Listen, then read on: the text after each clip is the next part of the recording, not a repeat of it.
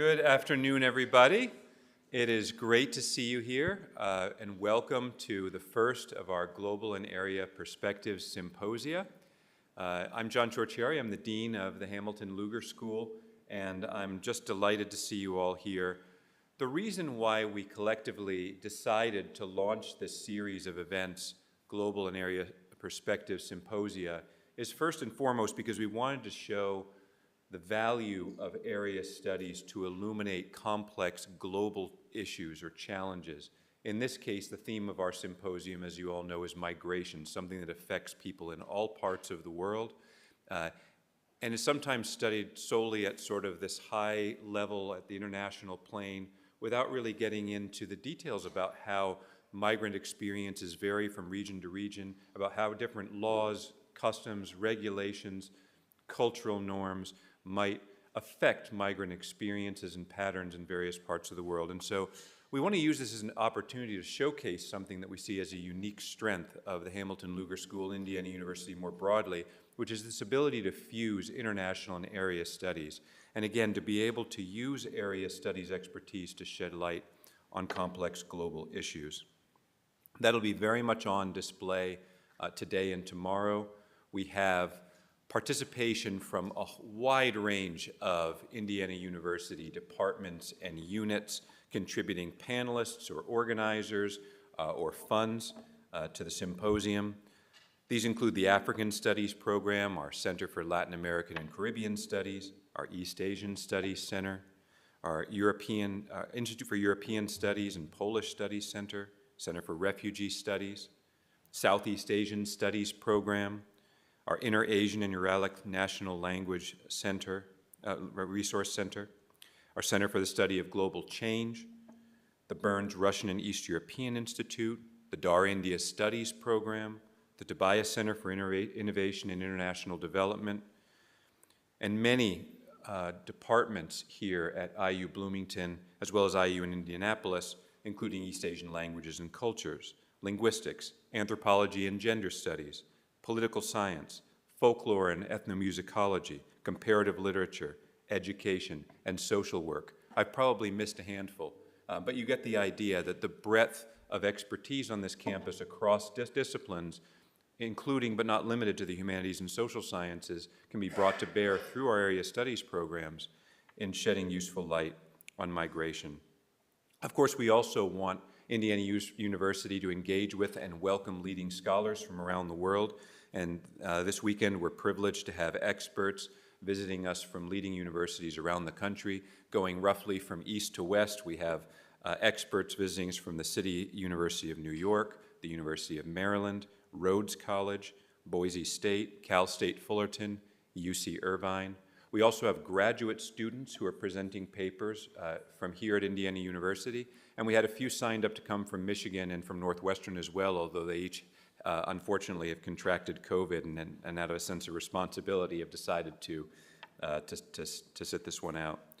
So we have a really rich community of people gathered to study this important theme of migration. Before I get started on the substantive outline of the symposium, let me just thank Heather Doomling, as well as Ethan Hamilton for their great work organizing the symposium. I also want to thank our events and communications team, IU Conferences, and the students who have helped us to organize the symposium.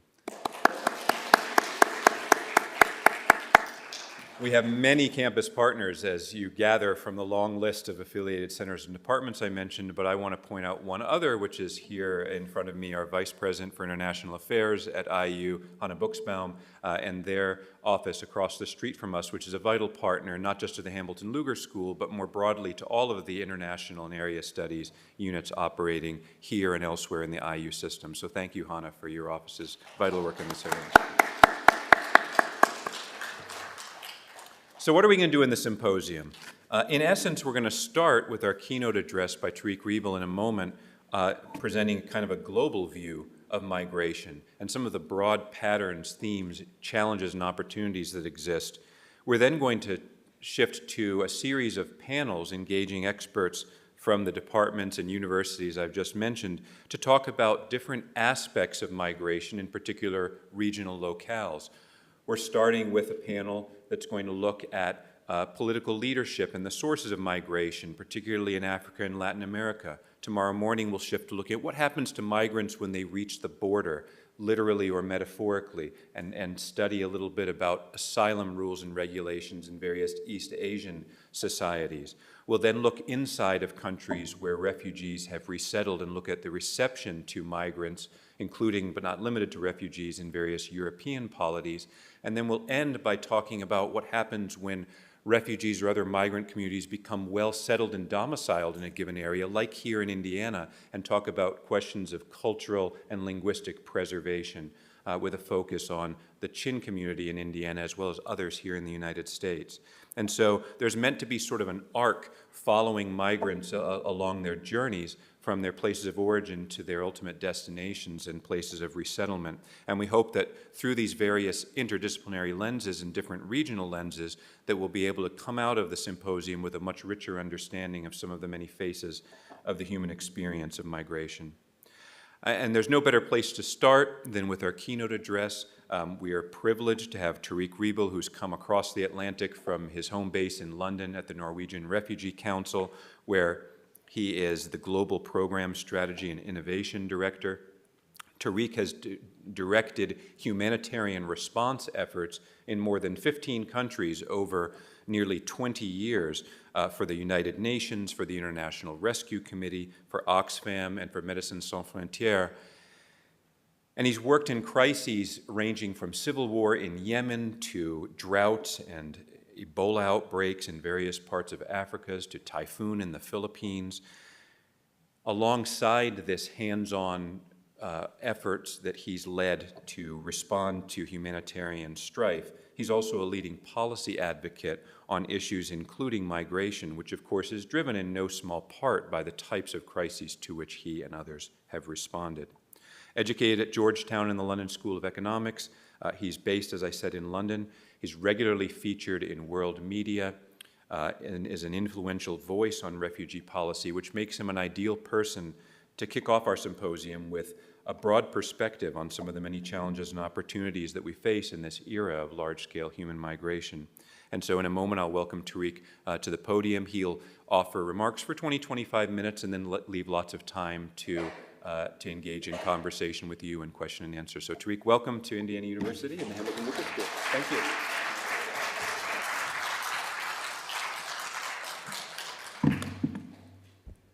Thank you, John, and thank you everyone for the very warm welcome. Beautiful campus, my first time in Indiana and at this university, and it's been really wonderful so far. I'm really privileged to have the chance to speak to you to open this symposium, and I will be focusing on the humanitarian perspective on migration. So we could talk about climate migration, economic migration, mixed migration. I'll focus a bit on forcibly displaced persons, give you sort of a landscape of where things are, the state of play, and some of the key issues we're facing. In your questions, though, feel free to go beyond things I may mention, because we could spend hours, obviously. First of all, if you look at the figures, overall, we're looking at almost 120 million people who are forcibly displaced. That's a doubling in the last 5 years. And I can tell you that 5 years ago, we thought 60 million was bad. That was a historic high. We've doubled that in 5 years. So we're trending in the wrong direction. You can also see the different categories. The two distinct ones to focus on here are refugees, people leaving a country to go to another country under protected status that is guaranteed by the UN Refugee Agency, or should be. But the bulk, and more than half at this point, of people are actually internally displaced in their countries, fleeing conflicts from one area to another, and therefore vulnerable because the parties to the conflict may be still very proximate to them. Looking at the regions and countries of origin, no surprises here. You can see Middle East, North Africa, and then the Horn of Africa, the Great Lakes. For those of you who don't know, Great Lakes, Congo, Uganda, Burundi, Rwanda, but principally Congo.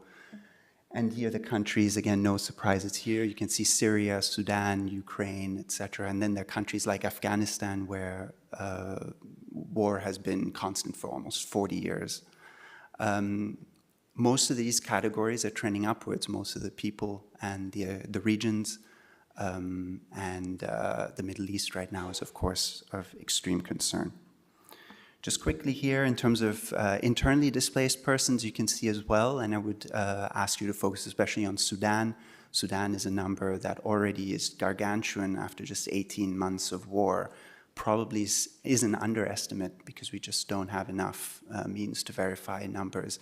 But we consider half the country, so about 26 million people, in need of assistance of some kind, and a famine that may be the worst since Ethiopia in '84, about to really take place. And just quickly here, to compare with the refugees, again, you can see the bubbles. Besides Venezuela, you will see that most are also in those same areas.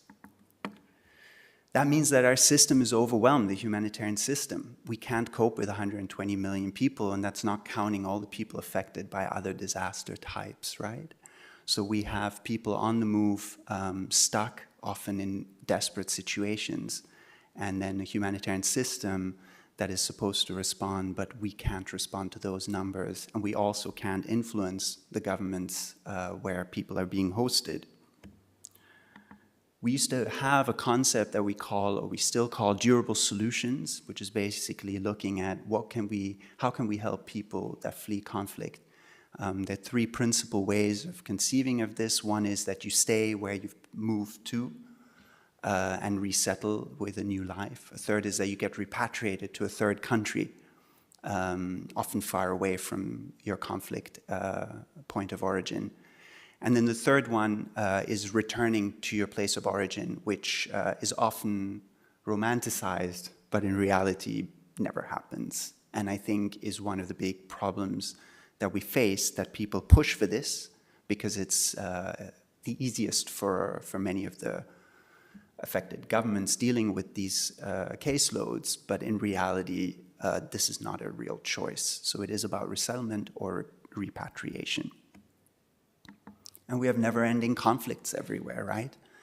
You can see all across the world. There are plenty of places that people don't talk about as much. Myanmar could erupt at any moment. Venezuela has been a huge source of refugees and internally displaced people. You have a country like Congo, which for 30 years has been producing larger and smaller conflicts as a constant. We also have new phenomenon. I would point out the phenomenon of gangs in Latin America, and I would include Haiti. That's the picture on the left. Haiti is essentially falling into a state of violence that we wouldn't actually conceive of as civil war necessarily, because there aren't necessarily political parties to the conflict that are the biggest cause of violence. It's actually gangs. And we see the same happening in places like most of the Central American countries. Even in Colombia, one of the biggest sources of violence now is the Gulf Clan, a very shadowy organization that controls much of the cocaine production at this point and has no real political goal, but is the source of huge displacement inside the country and violence. Despite all of this, we see that natural disasters and epidemics resonate more with the wider public and with the classic donor countries and donor community.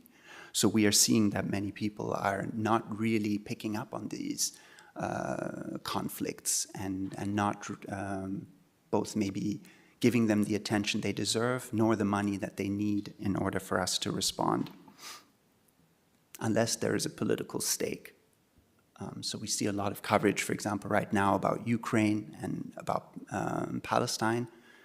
But like I mentioned, the biggest conflict by far is Sudan. And when was the last time you saw an in-depth report on Sudan? I would also say here, point you to a report that the Norwegian Refugee Council will bring out once a year called the Neglected Crises Report, which is exactly trying to draw attention to this with at least some press work when we issue it. And if you look at the 10 countries here, again, most of these rarely feature in the press. Burkina Faso has been number one for several years. When was the last time you referred to that country?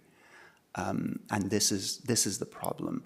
You will also see a real clustering most of our neglected crises, 9 of them are essentially sub-Saharan Africa in a very thin corridor of Africa, where again there's very little political attention, very little political interests outside of regional powers, and very little media coverage and press coverage.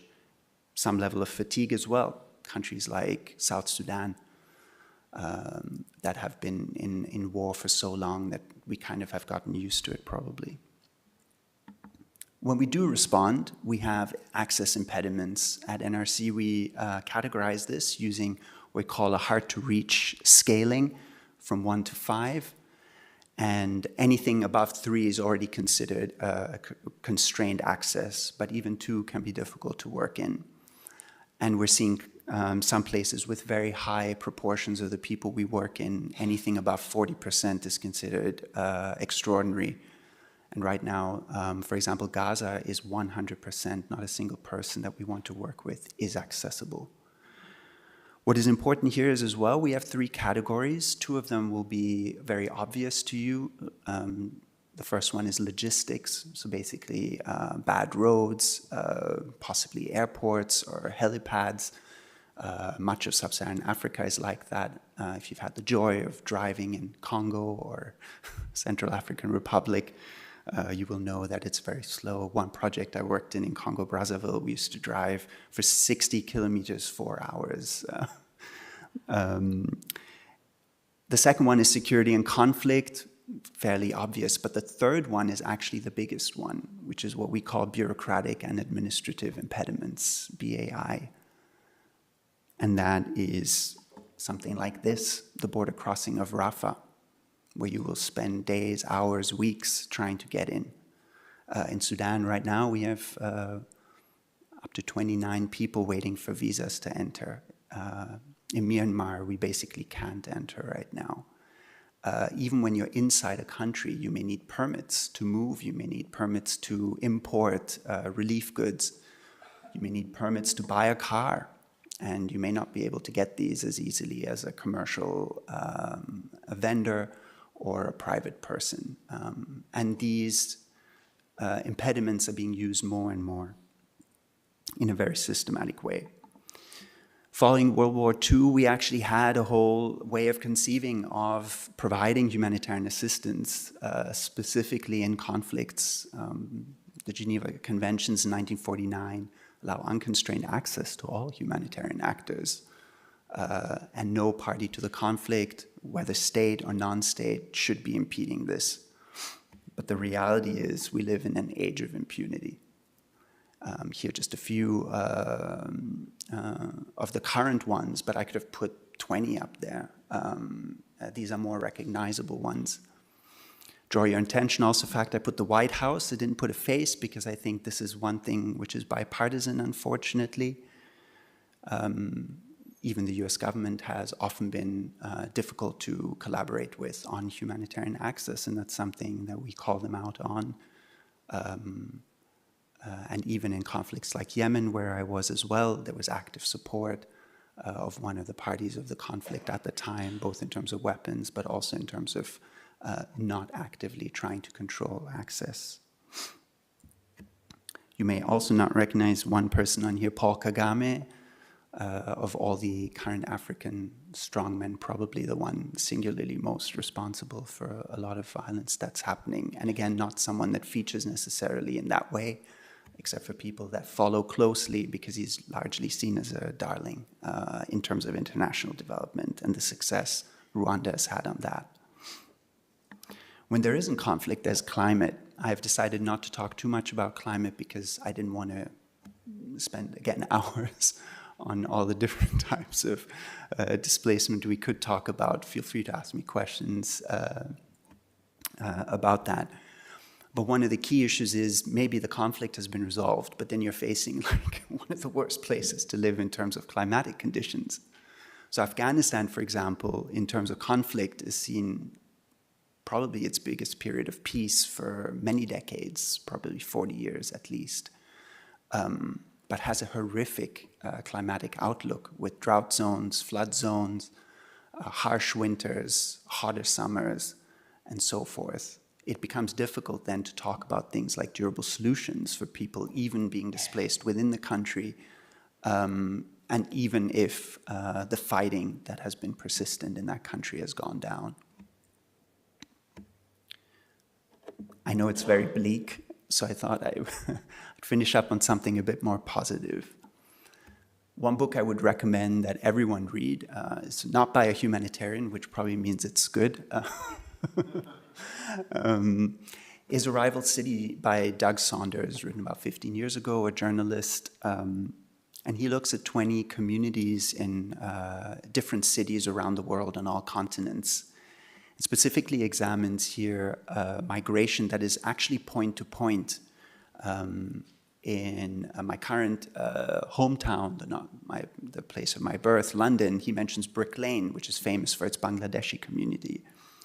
Vibrant community over many decades now, lots of curry houses, very popular tourist destination if you go to London.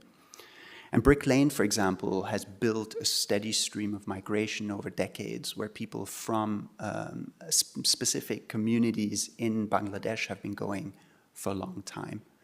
And essentially they've developed a way of, a pathway of migration into London and into the UK. You enter Brick Lane, there's a set of jobs that you can take that even if you don't speak perfect English, you can get your way in, make a bare bones minimum wage. There's locations where you can house 10 people in one bedroom so that you can save money, send back remittances. After a few years, you graduate out of that in inverted commas and you start moving up and you take a better job. But the real quantum shift is for the next generation, the children, many of whom do become doctors, dentists, lawyers, and so forth. And that's what a lot of people are working towards. In many ways, if you look at the first years in Brick Lane for people that arrive there, you wouldn't say that this is a very positive way of entering a country. You're working long hours, you're squatting with, like I said, 10 people maybe in a one bedroom.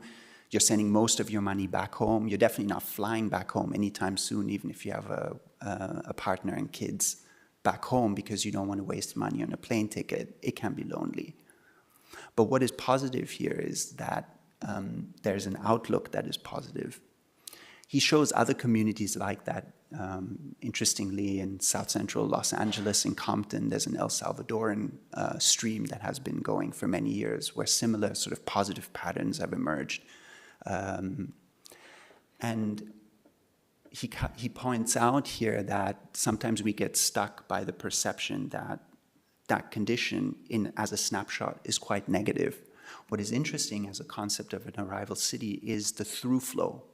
And that is what you need to focus on. An example he gives is someone in Sao Paulo who had been, going to the favelas there for many years, commented at one point, I find it so depressing that I come here year after year, and every year I see the same conditions, terrible sanitation, people squatting in these terrible shacks, having poor jobs. And one of the people from that community actually looked at him and smiled and said, I think you've misunderstood what's going on here. He said, what do you mean? He said, no, this favela does look like this and has been looking like this and probably will look like this for the next few decades. But the person in each shack is not the same. They're rotating. So you're looking at a snapshot, but it's not a static snapshot. It's dynamic, and people are there for a couple of years. They're entering Sao Paulo. Again, they're working as hard as they can, trying to save up money, trying to invest. Then they move out. And the important point is the dynamism. Where that doesn't happen, you fall into a trap. And this is, for example, in the Paris banlieues, where people from West Africa, North Africa enter and are even geographically and physically trapped in these big buildings. And you will see that people don't move on from there, often don't even speak good French, even after being there for 20 years. They're just not integrated. That same sort of pathway that Bangladeshis in Brick Lane or Salvadorans in Compton have found doesn't seem to have worked there. This is where we should be questioning policymakers and saying, don't view migrants as a problem, view them as an opportunity. Going back to and applying this to the humanitarian context, this is what the poverty trap, this is what the migration trap looks like. This is Cox's Bazar in Bangladesh, the biggest refugee camp in the world, almost 1 million people. This is how people are living there, and this is just a tiny photo. It goes on for, miles and miles and miles. This is Bidi Bidi camp in Uganda. And when I went to Uganda a few years ago, I didn't go to Bidi Bidi, but to similar camps. The Ugandan government, which, for all its faults, of which there are very many, has done an extraordinary thing where they, many years ago, decided to allow any refugee, anyone who enters their country, to have their plot of land, have full tenured rights. And it's extraordinary when you go to those camps, and I've been to camps in that entire region, in Congo and Burundi, etc. Congo and Burundi, it looks a lot like that last picture I showed you. In Cox's Bazar, people, in squalor, close up, desperate. Here, you can just see even the geographic distance between the houses. And everyone there owns that plot of land. And you'll see people growing things. And when you talk to people, you see a level of relief, a level of calmness, because they know at least they have this roof. And even if they can't work all the time, they have somewhere they can sleep, and it's their land. And if they grow something there, no one's going to come and take it away from them. No one's going to seize the land. No one's going to make a big condo development out of it. It's their land. Simple policy, but a huge impact in terms of what it can do. This is one of the Norwegian Refugee Council's program in Uganda. These are kids doing school gardening around the school, again, plot of land that belongs to them, so they can garden. So basically what I want to say is that can we view migration like this, where we give people an opportunity, give them dignity, rather than getting them into traps, be it in the banlieue in Paris, be it in Cox's Bazar, be it in Dadaab, refugee camp in Kenya, where people don't exit, and where we then blame them because we haven't even given them an opportunity to advance, when we could have done fairly straightforward things like have been done in Brick Lane or in Compton or in Uganda. I'll leave it at that. And open it up for questions.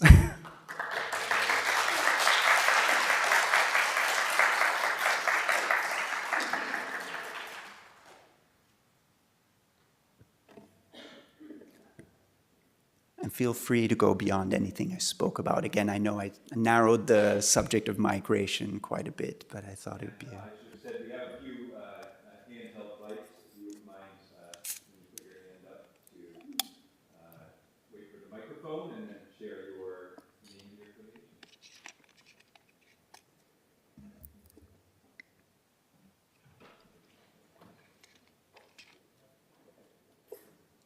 Thank you so much. Kelly Berkson, IU. You made a comment on an early slide about people, entities, paying more attention to pandemics and natural disasters. Would you be willing to speak a little more on that? Sure. So I've worked in all of those. I worked in the West Africa Ebola pandemic and in the biggest Congolese one a few years ago, plus COVID. Several natural disasters, but you could also think of the Nepalese earthquake or Haiti earthquake and so on.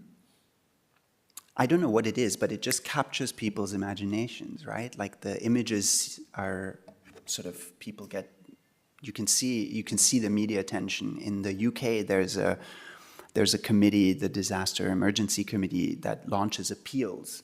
I mean, those appeals for natural disasters or the Ebola crisis in a few days have collected tens of millions of pounds. And the same happens in the US and so forth. Donor governments usually give lots of money. You think about all the aid given to different earthquakes and so on. The Ebola West Africa response. With conflicts, it just doesn't seem to resonate. there doesn't seem to be that empathy.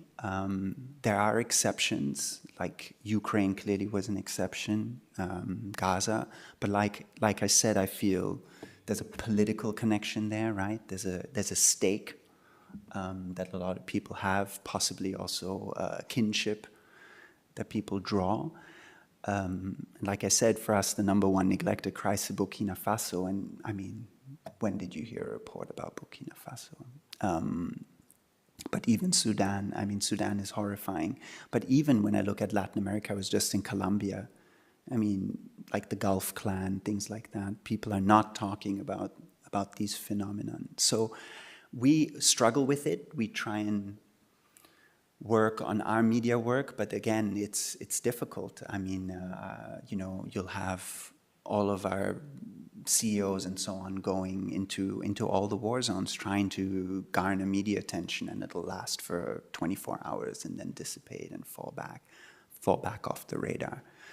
We think one of the key issues is, of course, that, and here I'll open up a whole other box, is if we look at political trends in general around the world. I was having lunch with some colleagues and talking about the fact that many years ago, we used to talk about the responsibility to protect principle, R2P, which was basically after Rwanda and Bosnia saying never again, and let's constrain state sovereignty in order to, and even call it into question where a state is willfully and directly harming its population. Because of the guilt felt for not intervening. I mean, nowadays you hear nothing about R2P at all, and quite the contrary. You see that again, I think some cases there's an interest not to want to draw attention to conflicts, because there's then the onus to have to intervene diplomatically, intervene possibly with a peacekeeping mission, obviously send money in, but then also receive people. And this is the big one, right? Like, we do not want more migrants in most of the countries around the world. And that's a sad truth. The demonization is happening at all levels. It's happening in the global north and global south, east, west, all continents in the same way.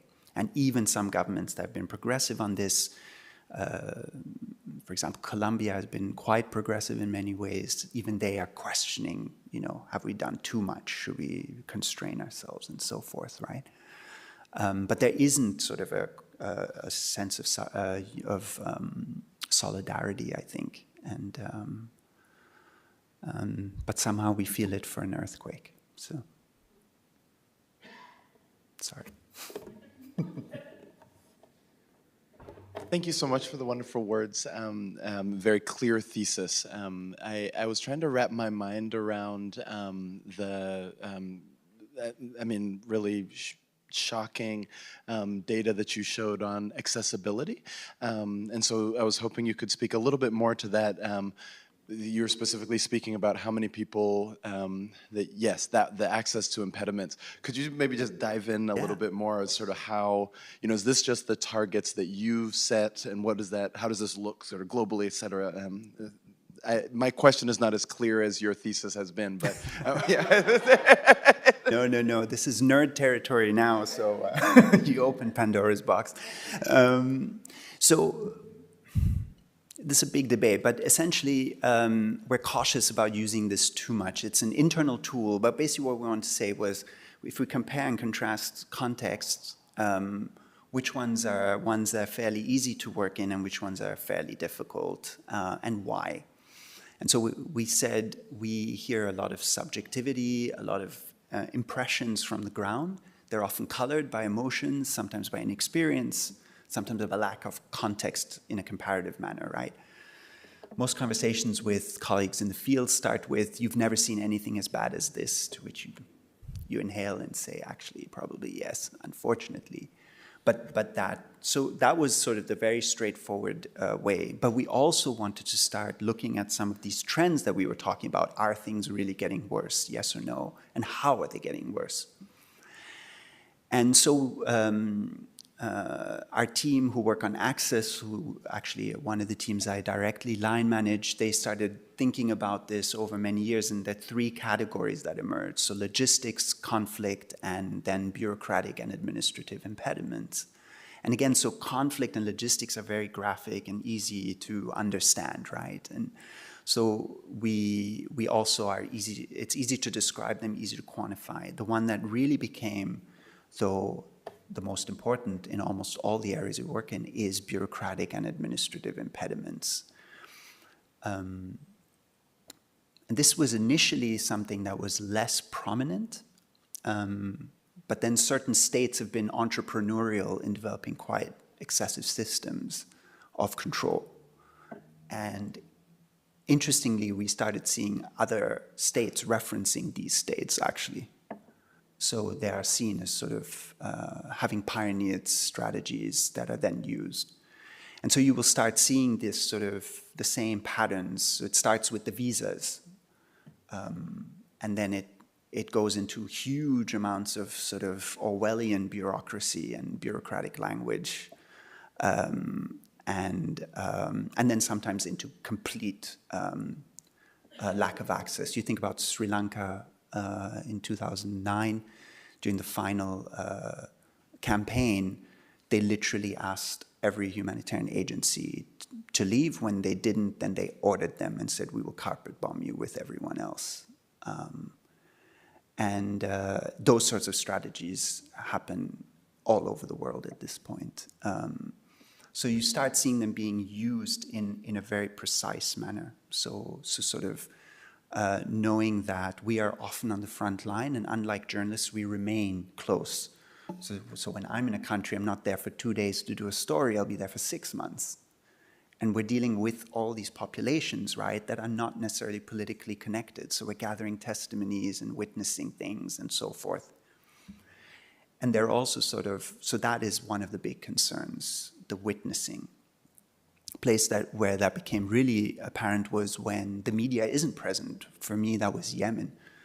When I was in Yemen at the outset of the civil war in 2015, I couldn't believe that no one was talking about this, which was one of the worst aerial bombing campaigns of all time, I would say. It was incredible. I would have airstrikes for 5 hours at a time, every single day. 5 hours every 45 seconds an airstrike, you know. And that was just Sana'a or just Taiz or one of the cities where I was. Our other teams were reporting simultaneously across the country every day. And that happened for probably 6 months to a year. And with the US doing the aerial refueling so that, you know, it was a conveyor belt of planes. For people that don't know, the Saudi Air Force is the world's second largest. Yes. It also has more Eurofighters and more Typhoons than any European country. And it has more tornadoes than the Royal Air Force of Britain. So just to put things in perspective in that way. But then there was no coverage. People weren't even talking about it. And so I think we started seeing also how far these access constraints go, and then also being unable to talk and raise awareness. You will see this is very complicated because you can argue about almost every single country. Like I said, one that's fairly straightforward is Gaza, but on many others you could do plus minuses. These are also based only on the areas of the country we work in, and we don't obviously as an organization work in every affected part of every country. So it's skewed. So we don't use it too much publicly. In this forum, I think it's really interesting, but it's interesting to think about this.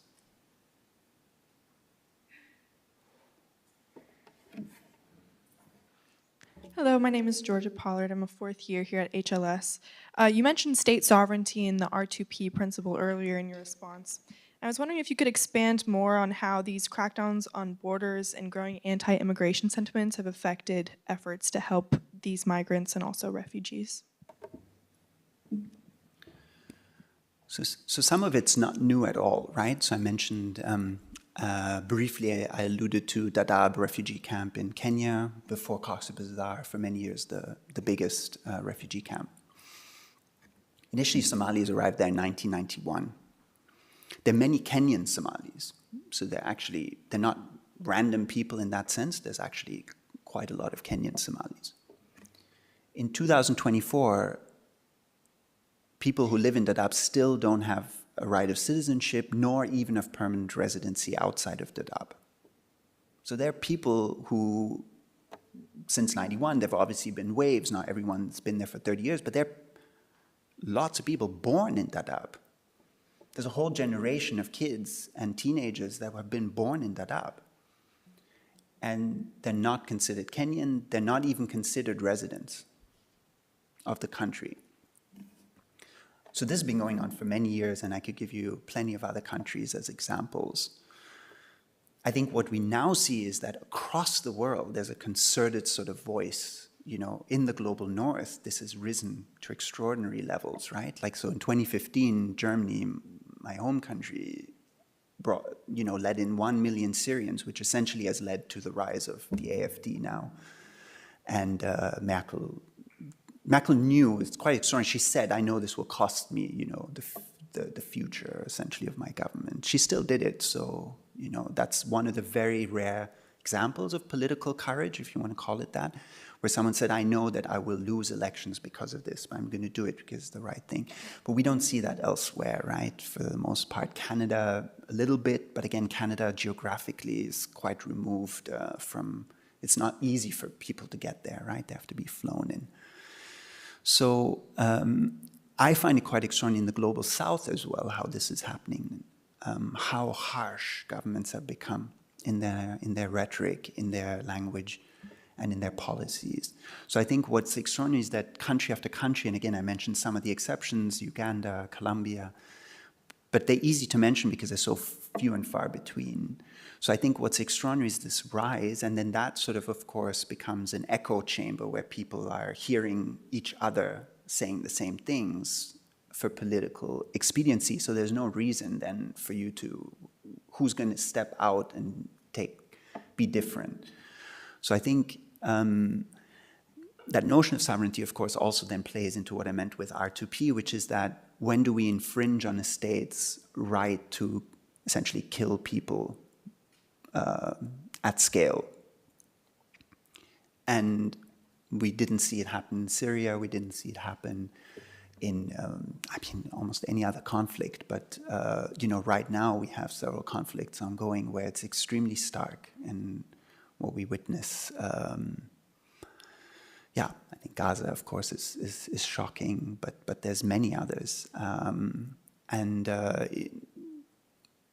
then this now almost the question of sovereignty isn't even being challenged anymore. It's just a given, regardless. And I think 20 years ago, 30 years ago, 30 years ago, I guess, time, when R2P was sort of, something that people were talking about, it was like, no, sovereignty isn't just a gift forever. It's something that also needs to be earned by values and human rights, sort of, following human rights. So I think, are we going to go back? Sometimes these pendulums swing, and maybe we swing back to, maybe there's another event like Bosnia or Rwanda that captures the imagination. Although we have plenty that fit that category. I mean, even Ukraine, for all the criticisms we can level about disproportionate support and so forth, like 1 million people have died in that conflict, right? In Europe, not Africa, like not some small country, like in Europe, 1 million people. That's extraordinary. Plus, all the millions have been displaced and entire cities leveled. So that sort of, propensity to violence is definitely coming back in a big way. But I think I think sovereignty is a key notion here in terms of how we question.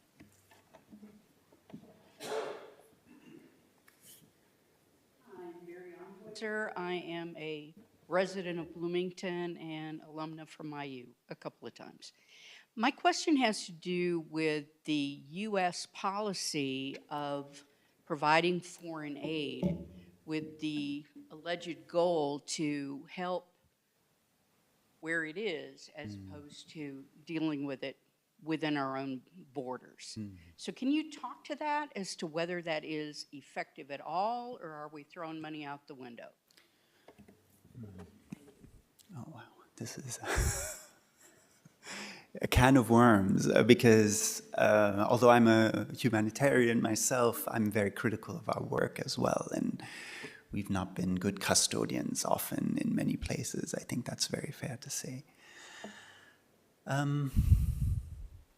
So for all its failings, the US government is the #1 donor of humanitarian aid in total volume, right? Obviously proportionate to GDP and so forth. It isn't, but in absolute terms, it is by far. And that's great. And there are other countries that definitely don't seem to consider that important. We can think about all the rising ones, the Middle Eastern ones, China. They're not giving, India, they're not giving a lot of money. So that is something that is important. The distribution is sometimes very politicized.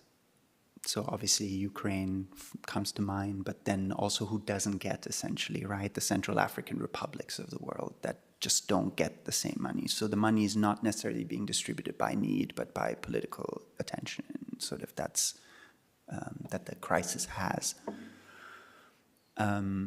Or if there's a specific lobby group interested in pushing a certain cause over another.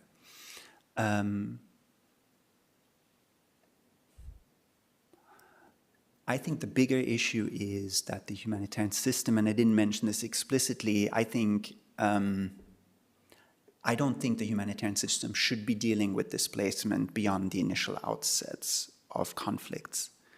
And I feel the failings are much more that by allowing us to have to deal with this, our skill set is too limited for the long-term needs that people need, because they're not humanitarian in nature. They're about macroeconomic questions, microeconomic questions. They're about how do you set up urban communities with X amount of new people that have joined? How do you register all these people? How do you include them in social safety nets and social protection systems? How do you create jobs for everyone and education and enough? How do you broaden the healthcare sector and so forth, right? And humanitarians are basically doing stopgap measures, sometimes filling the role, so we become a Ministry of Health, Ministry of Education, and so forth, but we shouldn't do that over the long term.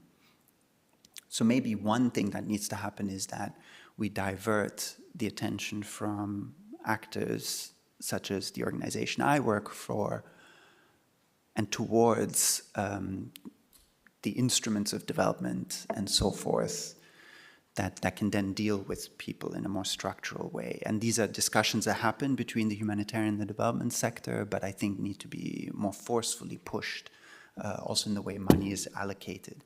So for example, Dadaab, after 33 years, is still being funded by humanitarian funding pots, and the recipients are humanitarian agencies. Why isn't it considered a city in Kenya with 600,000 people? You know, but it isn't. It's still considered a humanitarian caseload. The other question is then, of course, and I think the EU and Turkey would be maybe what you're also alluding to, are we funding Turkey to keep Syrians in Turkey because we don't want them moving further north? And the answer is yes. We know because, they said that, everyone said that. But is that good then for the Syrians in this case, right? And so I think that's where it then becomes difficult. Some of it's about geography. The US is dealing with people from Venezuela because Venezuelans have direct access, if you will, through the Americas, and people from Africa don't. So then the issue is it good to fund where it's happening? Yes, but like I said, maybe with some different ways of doing it. Can it be done in order not to have to deal with the problem at home? Yes, although a lot of that's linked to geography. Yeah, I don't know if I answered your question, but to some extent. Hello, Martha Nikas, School of Education. I'd like to turn our conversation a little bit more towards a more hopeful note. One of the things I noted that you mentioned was that we fail to view migrants as assets. And I'd like you to elaborate a little bit more on that, particularly thinking about those of us here who are in the academy who are trying to do our best to educate and to also bring these kinds of issues to our students' attention. And I want to particularly commend the Norwegian Refugee Council. I repeatedly hear it on the news, and it is one of my hopeful notes to find that a more obscure country, if you will, is trying to do a lot of good. So thank you very much. Thank you.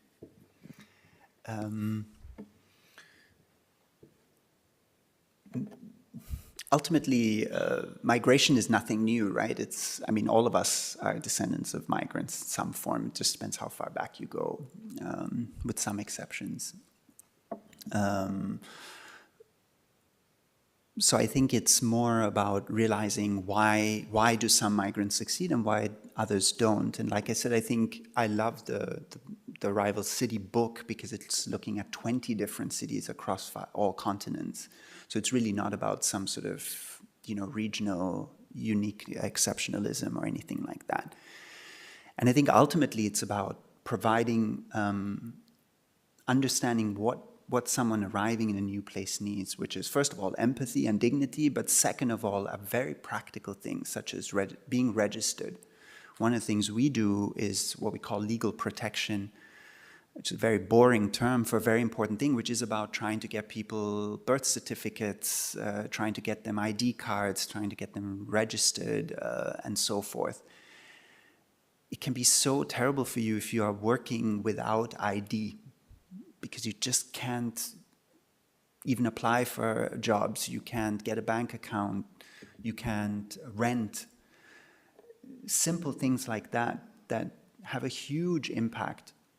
I think also one of the important things is to realize how most migrants want to help themselves, but somehow are viewed as dependency burdens. And I think it then becomes this tautology and a self-fulfilling prophecy, because by not enabling them to enter into, for example, learning a language or having a job, well, they become a dependency, which then reinforces the notion that they are a dependency.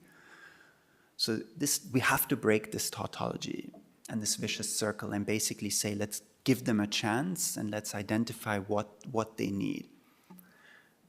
Also, let's identify what they don't need. So an interesting example is the World Bank in Mumbai a few years ago decided to take a slum and raise it to the ground and erect a really nice apartment building and give the deeds of those apartments to the inhabitants of the slum. They came back a year later, not a single of the inhabitants was living in those apartments. They'd all rented them out or sold them. So they went back to the people and said, I mean, do you not like the apartment? Like, it's so nice and so forth. They're like, yeah, but it's too nice. Like, I am at my level of economic development, this is a disproportionate expenditure or a disproportionate cost. I can use that income that I can make from renting or selling the place to invest in making a little business or investing in the education of my kids. That is more important right now than living in a fancy place. So sometimes we're also projecting things onto people, right? And like I said, this like the person saying, man, this favela in Sao Paulo, what a trap. It doesn't have to be a trap if the person can save all this money by just living on very poor sort of living costs for a while. So I think it's also about really scrutinizing and talking to people and saying, what do you need, but also what don't you need? What are the sort of things that we could waste money on? One simple thing that we also have to work a lot on is language. Language is a huge impediment because you can't participate in the economy, kids can't go to school, they need to be in parallel schools, they can't join like a school of that country just because they don't have the language.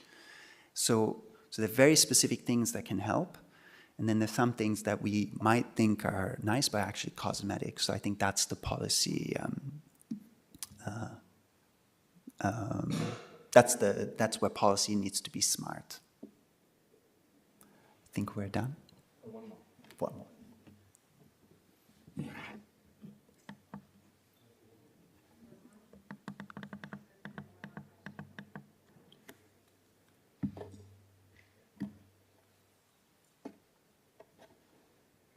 Thank you very much for a wonderful presentation. I'd like to ask you a little bit about the notion of indigeneity, ethnic minorities. We talk about sovereignty and we talk about nation states, but so many times the people who are being displaced are people who don't necessarily recognize themselves as part of that nation state. They're actually nations within nations. Can you speak to how that shapes the work? Not in 1 minute. But yeah, I mean, no, I completely agree. And this is where, you know, do we view citizenship as having to be the same as nationalism? No, right? Like citizenship should be something maybe pragmatic or residency, let's say. So I agree with you. This is a big constraint, and obviously is also weaponized, right? By exactly saying you are not of this nation, even if you're supposed to be, and so on. So absolutely, this is at the core of much of the problems we deal with, and the core of governments then not allowing people to enter as refugees by saying, well, you have to be of our nation in order to be a full-fledged member of our society, and if you're not, then you're not going to jump over that hurdle. So I agree, that's absolutely at the core of it. Again, has been surpassed. I mean, look at political philosophy, Habermas's notion of constitutional patriotism, which underlies the EU, right? And the EU is a great experiment, actually, in a positive sense. I benefit from it. I can live and work in all the countries of the EU.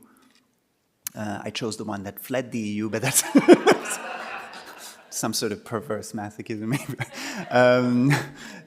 No, but you know, that's an example of where maybe constitutional patriotism in that Habermasian sense is a different way of conceiving of citizenship, which doesn't require, yeah. And at least there's one experiment looking at that, but yeah.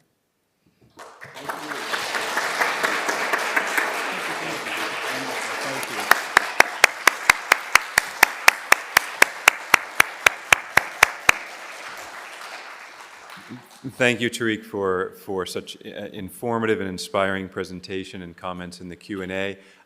We hope your appetites are all more than whetted for a series of panels to follow, the first of which begins in 10 minutes, so feel free to mull around or get a drink of water, and we'll start up again in 10 minutes with our first panel on leadership and politics in the Global South. Thank you.